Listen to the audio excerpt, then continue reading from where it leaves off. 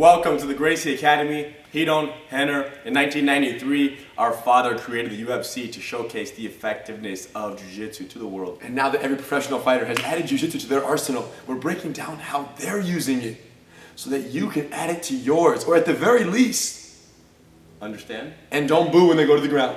No, nobody boos anymore. What are you talking about, bro? We're past that. We have many breakdowns to go before no one boos. Okay, let's go. We're working on it. You guys, UFC on Fox 3. Dang. It's so fortunate when one night of free UFC viewing television has so many good fights. Correct. It's so fortunate because what that does, builds the excitement, creates more fans, all amazing. There's a couple knockouts, couple submissions. You can't ask for anything else. Dang. So we ask the people, we like to ask the people, get their input, of the most breakdownable moments. And what that means is, what were the moments that were most intricately and beautifully designed, but probably most misunderstood by the most amount of people? And I think in this UFC, everybody agreed on the one moment. Yes. Well, there were two. Besides, of course, the amazing guillotine, Nate Diaz, that's like a given, right? Mm-hmm. Nate Diaz, 209. Besides the amazing guillotine, it was the incredible grappling exchange. The leg lock battle. Between the leg lock assassin, Rousimar Palhares, or as many call him, Palhares, and Alan Belcher. What an incredible exchange. It has to be broken down. Very good. It began when the fight started. It began when the fight started. It began before the fight started. Just in case you wanted to know when it began. It began 10 submissions ago for Palhares. 10 submissions ago. He has 10 UFC victories by submission, 6 by heel hook. And guess what he was going for last night? 7. His body language was telling us 7. Yes. His 7th one. And Alan Belcher knew that. Of course, he probably watched the last 6, or yes, maybe 10 fights. And at the very least, he watched the last Gracie Breakdown, UFC 142, Palhares versus Mike Macenzio, and he learned. He's trying to take credit. No, just kidding. No. Of course, Alan Belcher already knew all this stuff. That's jiu-jitsu. Beautiful. Let's talk about how it began. So Palhares is very distant and very respectful of the punches. So you're going to shoot him for the single leg that Palhares did. I'll be Palhares. So they're here, boom. He shot him for the outside single. He controlled the leg, and then he dipped him to the ground. Boom. As soon as they landed, the tables turned when, rotate a little bit here. And when your head is on the outside on a single leg, it's very effective takedown and easy and protected from knees. But the risk is that you're not looking in, which means I have essentially an opportunity to take his back. So what Alan did is he hugged the torso right here. The other hand grabs the hamstring, kind of near the butt right here, and he's holding it. Now he don't try to face me. He can't turn facing me because I'm keeping it. What he wants to do is come in and try to basically lay me down. But if I'm connected, he can't. So we're here, boom. And then he started locking, rotate, yeah. And then he started locking, look, a little triangle right here on the legs, boom. And he's controlling. And once Palhares knew he couldn't face him here, he rolled into it, and they kind of rolled together, and they ended up in this situation here, where he had this leg locked, and he had the other leg grabbed. Now, change your angle so you can see what's going on, please. Come around. There could have been a calf crusher right here. Yes, there was almost this. Boom, to let go, and calf slice. And basically his shin dragging into my calf, very painful. And of course, just because we're here, you can possibly go for an arm lock off the person going for your calf. So it's very important that Henner, if he does this, his arms are very tight and very aware of this little funny arm lock right here. Look how he's hugging it. Who knows? Very devastating. He didn't go for the calf slicer though because he was going for something else. He locked in right here, and you heard Rogan, Joe talking about it throughout the fight, him going for the banana split, or what some people call the crotch ripper. Basically, you keep this triangle locked out over here on the leg, and you stretch this as far as you can, and then you pull this leg up towards your chest. This would work on me. But it didn't work on Palhares because he was flexible there and comfortable. So it relies on limited flexibility for it to be effective. As soon as he tried this a little bit, it didn't work, he hooked the arm right here, boom. And that's when Joe really started getting excited. He saw the twister coming to life. So then look, double wrist grab right here, double C-clamps. He opened it up, put his head in the pocket, and he came around. Now what he was trying to do, as you may have known from previous breakdowns, is he was trying to lock and basically pull the side of the skull and twist right here. Cervical kind of twist. But why didn't it work? Yeah, every time he would do it, then they would come back and they would scramble. He got it again. Every time he hugged, he was doing the right thing. Palhares kept slipping the head off of that grab. Now, normally, the twister is a great move for kind of stocky, muscly guys like that because they don't like being twisted. Big guys don't like being twisted tightly. The problem is big guys also have short necks and thick skulls. And they're strong. Yeah, so basically as soon as you hug, it's very hard. They're not giving you the neck. And trust me, many people have gone for that in Palhares before, so it wasn't gonna happen. Through all this scrambling, he sat up. Boom. And that's when he started going for this knee lock right here. To the knees, take this, and he fell this way. Boom. And this is when the trouble began. And we thought it was over. Follow us, my friend. Don't be so distant, my friend. We're family now, my friends. This is when things started to get a little tricky, very sticky, and everyone thought it was over. I did. I was like, man, it's a bad situation. Commentators, everybody agrees. Yeah, so he was hugging this, hug it with your elbows. He was hugging, he kicked his foot out right here. That's so amazing. He kicked his foot out and then it rolled the other way for a standard heel hook over here. Bring your legs out. Boom, go for the standard heel hook. Here we go.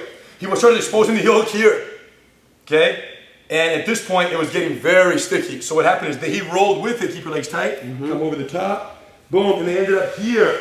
So on your knees, bro, on your knees. Here. Boom. So he had the heel, and that's when he kicked out right here. So one foot kicks the other, and then he locked the triangle for protection. He did that twice. Okay? He did that twice. Then there was a lot of rolling back, roll back, boom, trying to entangle the legs a bunch, and then it kind of got loose again. And before you know it is when Palhares realized he wasn't going to catch it on the outside, and when he crossed it over. So he hipped up, he shoved it over in the pocket. You guys, it went from a standard heel hook to inverted. This is when it gets very dangerous. Just based on the anatomy of a leg, when it crosses from, standard side, which is Palhares normally catches guys on this side, when it crosses over the center to the other side, the anatomy is such that the heel is more exposed, which means what it wants to do is catch it, hold it, and then rip it that way, pushing down with the legs, it's done. What it does is twist the tibial plateau in a way that just completely tears the ligaments and everything. And what's wild is that it's the exact same position for you. Yes. We're in the same position. I have Hidon's leg right here, technically. The same thing to me. Now, the thing is that, of course, one person is a little more experienced in catching them, so naturally this person feels that and knows that, so they respect it. I have to. I can't think about respect and attack. And Alan did very good defense. He started grabbing this arm. Yes. Okay, because basically if I lock this together, use your other foot right now, it's not as strong. But as soon as he grabs my top arm, now the link is open. So now is where that foot can come in and help. Yes. So this happened. They were rolling around a bunch of times. What was so amazing is Alan would kick, free the hands, and kick the leg out. And then he would triangle his own leg for protection because now he can't heel hook this right here. So what Palhares did very intelligently is that hand went through the hole in there to try to create the gap and eventually move around and get my foot free. Here we go. Bump. And then he wants to get back inside. So it happened, and then you got to get back. You had to kick back out and hide it again. Now you guys are thinking, what could he have done to catch this? What could I have done right here? Yeah. To prevent you from grabbing it, and not too much. And that's the thing is that many people in the position that being caught that Alan was in try to escape and get away, and then you rip. Yeah. So by going forward, by almost accepting that you're caught, but moving forward is what was so amazing. Yeah, it was very, very technical to come in and respect the hands on the level that he did. But a certain level of comfort too. Yeah. There wasn't too much panic. He knows that if he's connecting, they pull, it's over. So he was very committed to keeping the separation and then kicking and freeing, kicking and freeing, kicking and freeing. And then eventually what happened is during one of the spins, they kind of went over all the way, boom, the foot's a little exposed, lay down right there, boom, keep the legs over here, boom. And then is when he got his knee out and he stepped over. Boom. And then he came back and he ended up here. So the leg, once the knee comes out, the key was that when the knee comes out is when he was safe. So what Alan did is finally during all the confusion being open, he stepped over and the knee went to the ground.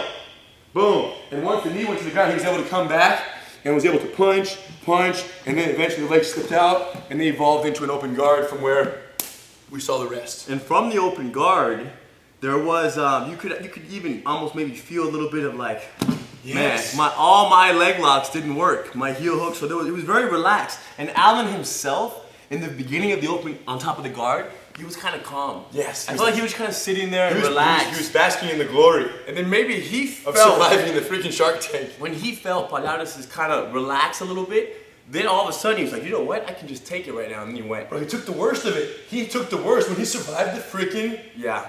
So what does that do for your confidence is the question. You're unstoppable. Like one time I survived Hidon's arm lock. I escaped Hidon's arm lock. The whole day you were like 6'6". Like, somebody challenge me. Dang. One time, but when you escape their bread and butter, what else are they gonna catch you in? Do the math, my friends. It only goes up from there. He wasn't worried about getting arm locked or triangle. Nothing. That's for sure. Dude, no one has ever dealt with it like that. Congratulations, amazing. Thank you guys for the incredible battle, because win or lose, you know, Palhares or Belcher is not as important as the lesson we all take from this. And realize how sick, you know, Rousimar is, Palhares, for sick going. in a good way, in a good way. Sick in a good way, for going for the same move over and over. Yes, it's pretty gnarly. Like, the idea that they tell you how they're going to kill you. It's like, just so you know, it's what I'm going to do. Dang. That's good. Dang. Guillotine. Yep. Started up standing. It was a left hand. He went for like a single right here. He wrapped the neck. He was sprawling. Diaz fell down, and the coolest part was how Diaz, from here, he laid on the ground. He laid on the ground to wrap the neck so deeply right here. So basically, Rogan called it a power guillotine, which means a guillotine that is so overly shot up and past the shoulder versus the standard one where you grab the wrist down there. And it was so deep in the mix right here that you saw Nate Diaz using his chin to confirm the position right here. And from here, he fell over fully other way.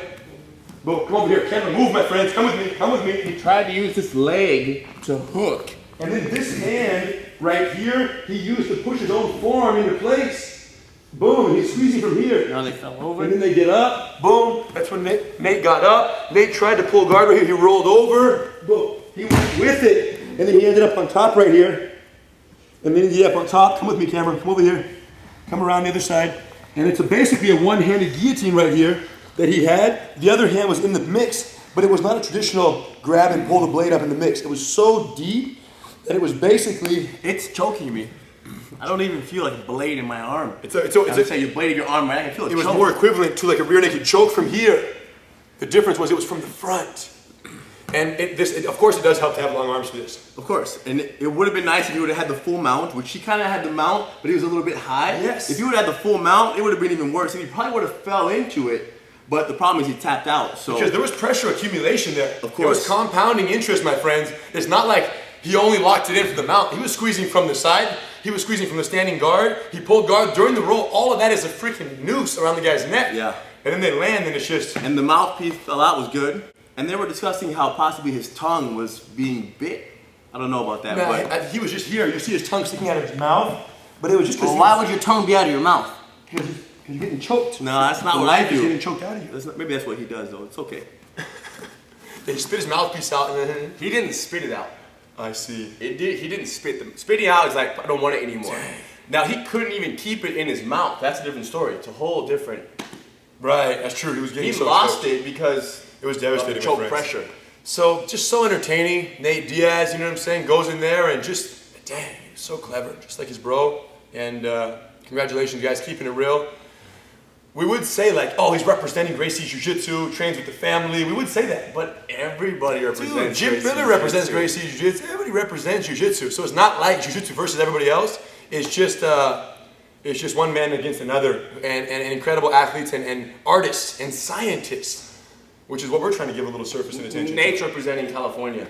Yeah, Northern Jersey, California. So, like you said, behind enemy lines, went in there, kept it real. Congratulations, both of you guys, and thank you for the fight and for the educational moments of glory. The winner of the last Gracie Breakdown.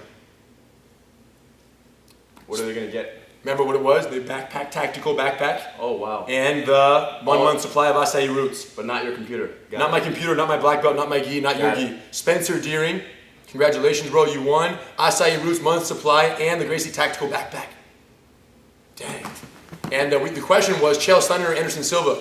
And his answer was Anderson Silva with 2:44 left in the second round. He's not right or wrong. It's just so you guys know, we don't know for sure what's going to happen. Correct. He doesn't know either. Next Gracie giveaway? I think they want to know. Let's go big. Where's my beverage, bro? I'm thirsty. You guys come a little closer. Let me explain.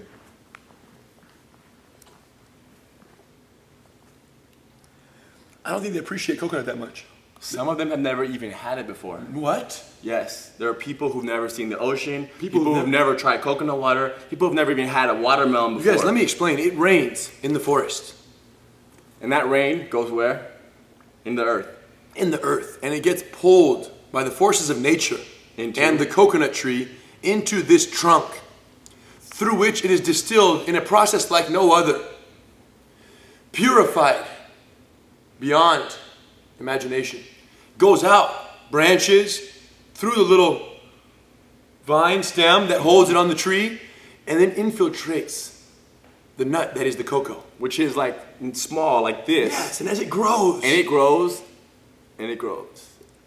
Months and months and months just to become a beautiful green coconut, inside which, there becomes this distilled, perfect liquid. So there's a liquid that has never touched air. Yes, here's the thing, my friends. The liquid is so sterile that in old times, they would use it as a intravenous fluid. When they didn't have saline solution or saline fluid to put in the body, they would put coconut water. That's how sterile it is. Now, our friends at One stands for One Natural Experience, coconut water.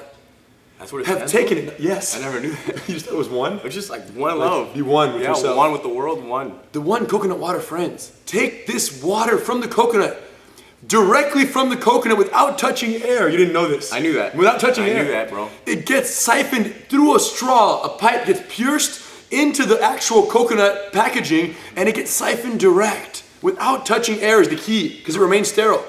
And it gets packed in this Tetra Pak.com. Tetra Pak special packaging, okay? And they go direct. And then they send it to America. And then they package it in a box and they send it to the Gracie Academy. And we stock our fridge. And then we send it to you. They say, exactly, people say that coconut water is one of the few things more hydrating than real water. How can that be possible? I don't know, but do you feel it when you go for it? I feel very hydrated. It's really interesting, right? Yes. Like you can be at the drinking fountain for 10 minutes and not get one of these. Correct. It has that little taste. Yes, it has the earth, it's natural beauty. It's like the sport drink that is like really good for you. Yes, the sport drink of the gods. That many sport drink of the gods. Oh man, demigods. You guys, so Coconut One is the realest. It's very simple. I don't drink water anymore. I go to the fridge, get my Coconut One, go home, get my Coconut One, go to the office, get my Coconut One. This is water, except two things. Electrolytes, naturally occurring electrolytes from the bloodstream, they exist in Coconut One. The same electrolytes, and more potassium than a single banana. You guys remember muscle cramps? Kiss them goodbye. Water is still good for you, okay? I still drink water. I just have 1 or 2 of these a day right here. This is like my little special. See, he's not on the energy hype right now. I'm not on the energy level yet. No.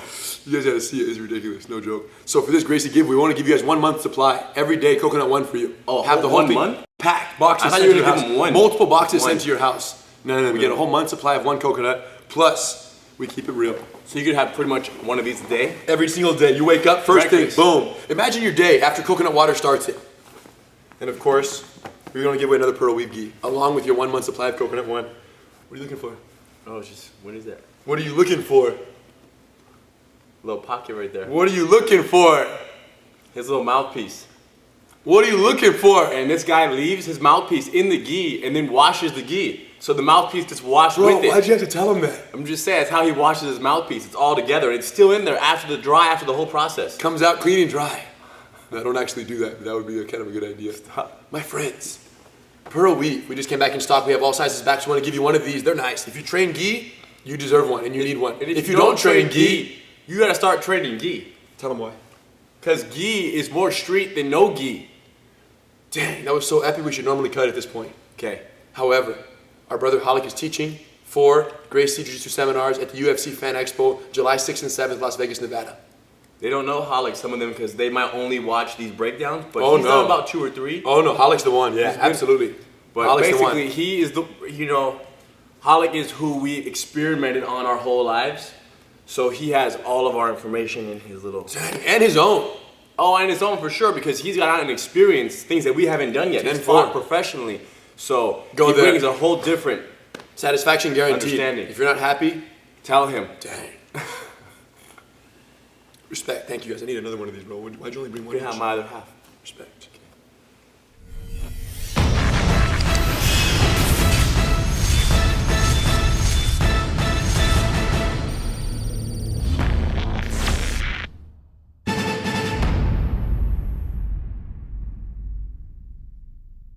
We almost forgot to tell you guys the question of the day and how to qualify to enter the Gracie giveaway this month.